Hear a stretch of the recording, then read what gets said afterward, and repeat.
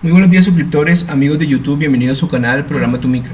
El día de hoy iniciamos con el módulo 2 del curso de IoT, en el cual vamos a aprender a registrar los datos de temperatura y humedad provenientes de un sensor de HT11, aunque también podemos utilizar el sensor de HT22 y observar los datos por consola utilizando una Raspberry Pi. Las herramientas de este módulo, la que vamos a utilizar el día de hoy, son una Raspberry Pi 3 y una memoria SD. Lo recomendable es que sea mayor o igual a 16 GB, clase 10. Vamos a utilizar un sensor de temperatura y humedad, puede ser el de HT11 o de HT22. Vamos a utilizar un TV Cobbler Plus, cables Jumper y una protoboard.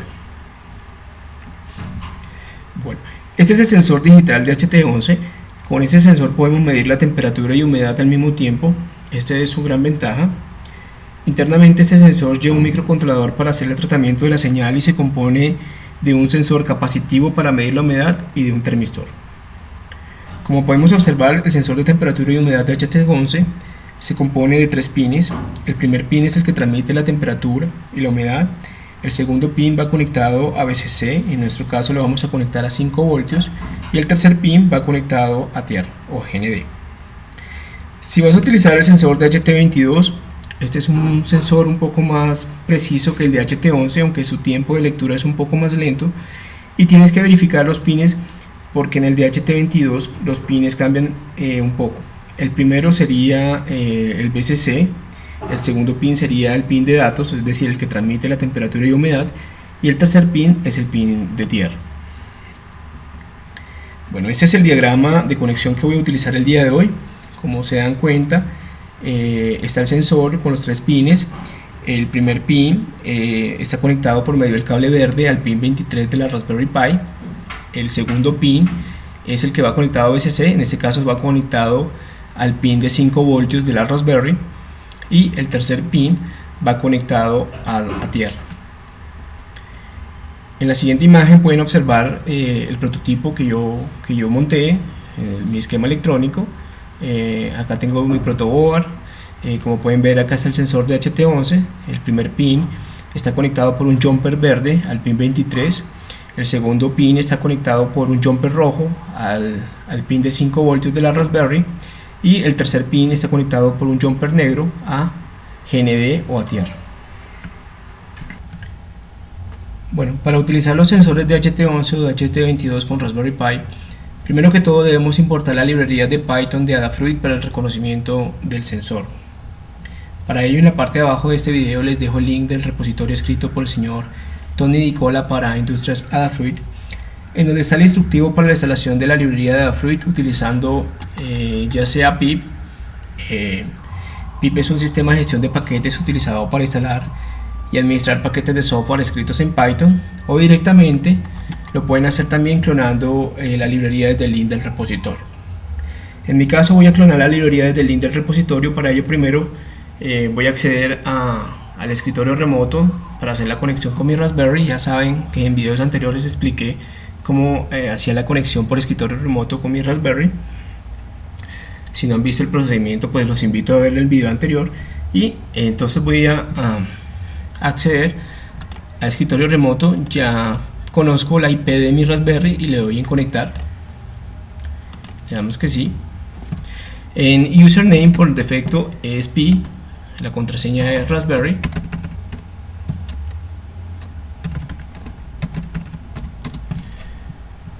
Y pues aquí ya accedo, ya estoy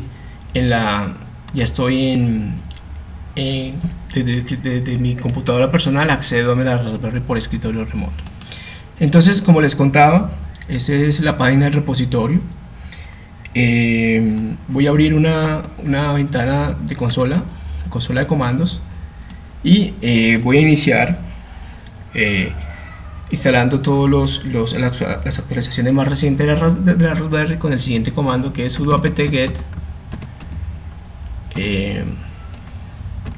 update. Ahí se instalan todas las actualizaciones más recientes. Como ya yo hice el procedimiento hace poco, pues no se va a demorar mucho.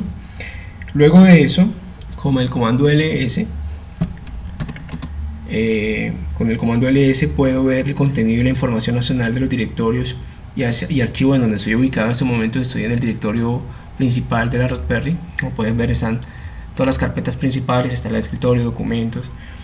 Entonces voy a crear una nueva carpeta que le voy a llamar librerías, donde vamos a ir guardando todas las librerías que descarguemos en el curso con el siguiente comando. Entonces escribimos mkdir y el nombre de la carpeta. En este caso yo le quiero llamar librerías.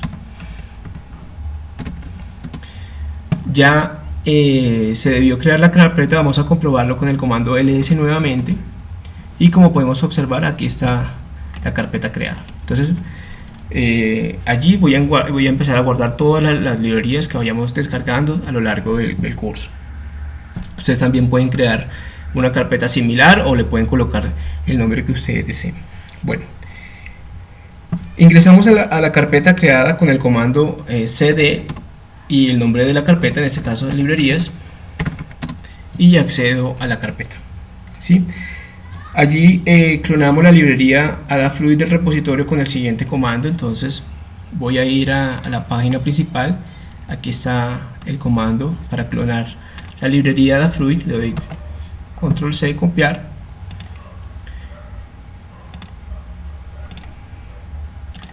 y voy a pegar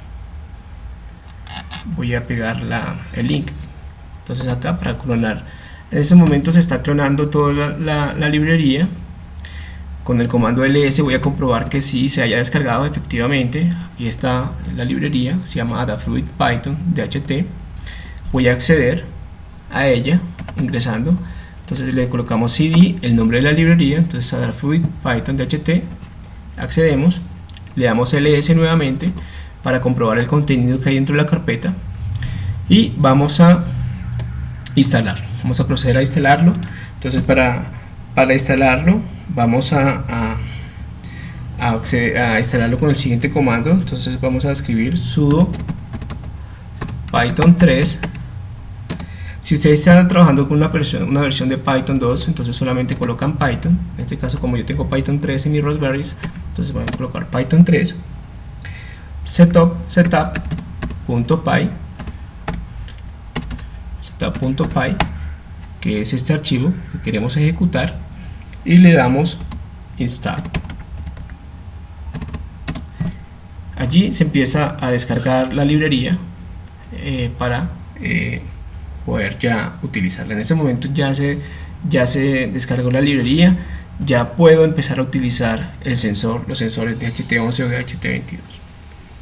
Bueno, ahora vamos a abrir el ID de Python llamado TonyPython. Nos vamos a TonyPython, aquí nos vamos al icono de Raspberry principal, perdón, y en programación vamos a seleccionar TonyPython ID.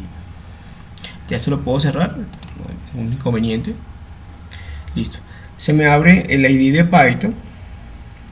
En mi caso ya el código lo tengo descargado. Si usted, perdón, lo tengo ya escrito, lo tengo guardado. Voy a abrirlo para mostrarles cómo es el código. Se llama temperatura y humedad. Este es el código, es muy sencillo, no es tan largo. Voy a explicarlo brevemente. Si usted quiere acceder a los códigos de este curso, en la parte de abajo también les dejo el link de acceso a mi repositorio de GitHub para que puedan utilizar los códigos que vayamos viendo a lo largo del curso de IoT. Bueno, voy a explicar el código rápidamente. Entonces primero importamos la librería de Adafruit para la lectura del sensor. Importamos la librería Time, ya que vamos a registrar los valores de temperatura y humedad en intervalos regulares de tiempo. Luego declaramos dos variables, una llamada sensor que representa el sensor DHT11 que estamos utilizando. Si por ejemplo vamos a utilizar el sensor DHT22, solo cambiamos la nomenclatura, es decir, cambiamos aquí y colocamos DHT22 dependiendo del sensor que vamos a utilizar, ¿sí? En mi caso, como yo voy a utilizar el DHT11, entonces voy a colocar DHT11. Y luego declaramos una variable llamada pin, que le voy a asignar el valor 23, que equivale al pin 23 de la Raspberry, ¿sí? Bueno, declaramos un bucle while con condición true, es decir, verdadero, que permite la ejecución de todas las instrucciones dentro del bucle while.